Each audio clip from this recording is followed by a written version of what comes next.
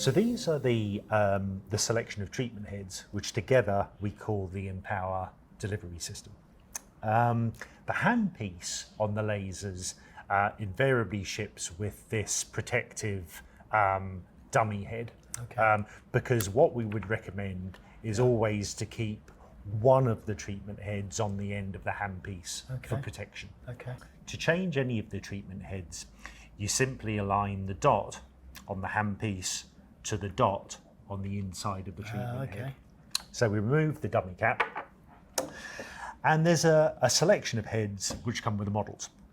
So the standard heads that come with all three are the small cone head, the large cone head, the small contact head, and the larger massage ball head.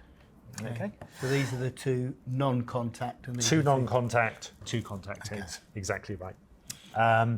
The most commonly used head out of all of them is the larger massage ball head, which, as we've discussed, we can use for any larger areas, any fleshier areas. Now, with this head, you can use any power you like. So for applications running all the way from 1 watt all the way up to 40 watts potentially, you can use the large massage ball head. And as we've discussed, the beauty of that is you can compress tissue, you get more energy into the tissue, and patients like it. It feels nice. They can perceive that there's something going on. So that's extremely useful. For covering larger areas, up to a maximum power of 25 watts, you can use the larger off-contact head. So personally, I would tend to use that for larger bony areas. So for example, if I was treating an arthritic knee, that would be particularly good. If I was treating a larger post-surgical area, perhaps a post-ACL wound, that can be very useful. Even potentially elbows as well. So when we treat, we tend to hold this about 1 centimetre off the skin surface, but keep it moving. Same with all of the heads. So anything up to a maximum power of 25 watts with the large off-contact head.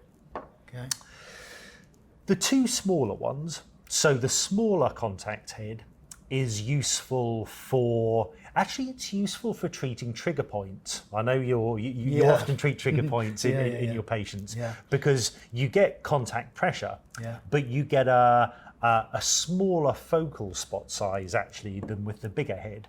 So good for treating smaller spots and smaller areas as well. The maximum power though I would use on the smaller contact head is 6 watts. Because there's not so much fused silica in it compared to the larger head, it can't dissipate heat as effectively as that one. So smaller powers.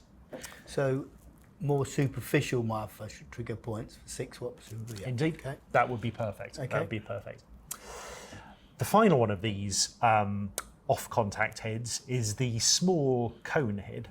And we tend to use this for treating digits, so particularly arthritic digits, fingers and toes. And I sometimes use it as well for small post-operative wounds, small areas of more superficial tissue trauma. Key thing to remember with this head is the maximum power I would use through it is 3 watts. 3 watts. It's got a small flat window. The maximum power is 3 watts. So typically superficial treatments we use that for. Good for wound healing, as you say, and superficial bony areas. Exactly right. Exactly right. Perfect. Our original actual treatment head is called the flat window head. In terms of power, the maximum power I would use with this one would be about 10 watts. The beam is not particularly divergent, so it gives you a relatively small focal spot that you can easily control. And this is often used for treating relatively small surface areas, particularly bony surface areas. So if you were treating potentially an arthritic ankle or an arthritic elbow, that's right. If you were treating the epicondyles or the around the malleoli, that's very helpful to use. With the XLI model, and just with the XLI model, there's 2 extra large treatment heads that ship with it. So there's an extra large cone head that gives a focal spot size actually double the standard large off-contact head. And these are both extremely useful when we're using higher powers, particularly between 25 and 40 watts. So if we want to treat big areas of tissue, for example, if we were treating possibly the lumbar spine off contact around the hips, the bonier area around the hips, then that large off contact head's very useful. The newest design is this rolling pin type head. Yeah, this is what caught my eye. This one, indeed, it's a clever design.